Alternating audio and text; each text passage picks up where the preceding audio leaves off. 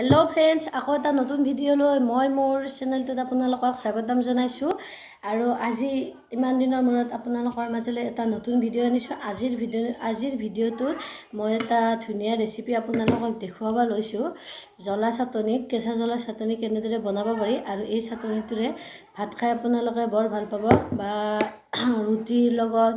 পৰঠাৰ লগত যিকোনো বস্তুৰ লগত আপোনালোকে খাব পাৰিব আহকচোন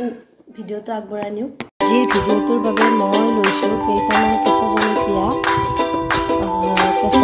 লৈছো আৰু এটা পিয়াজ লৈছো মই জলকীয়া আৰু পিয়াজটো ধুই লৈছো এতিয়া ইয়াৰ পৰা ঠাৰিবিলাক এৰাই ল'ব লাগিব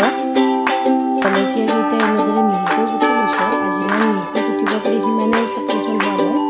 তাৰ পিছত জলকীয়াখিনি তেল নিদিয়াকৈ ফ্ৰাই কৰি ল'ব জলকীয়াখিনি কলা কৰিব দিব এই দেখিছেনে এনেকুৱা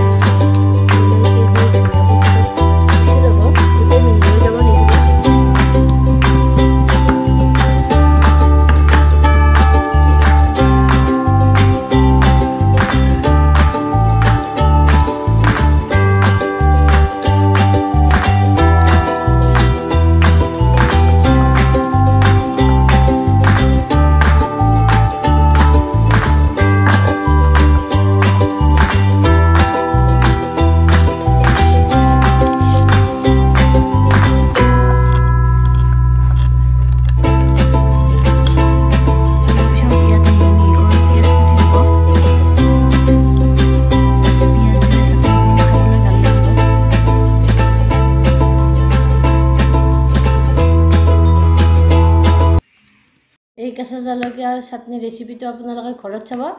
ঘৰত কৰি চাব আৰু যদি মোৰ এই ভিডিওটো ভাল লাগিছে মোৰ চেনেলটো সাবস্ক্ৰাইব কৰিব ভিডিওটোত লাইক কৰিব কমেন্ট কৰিব বাই বাই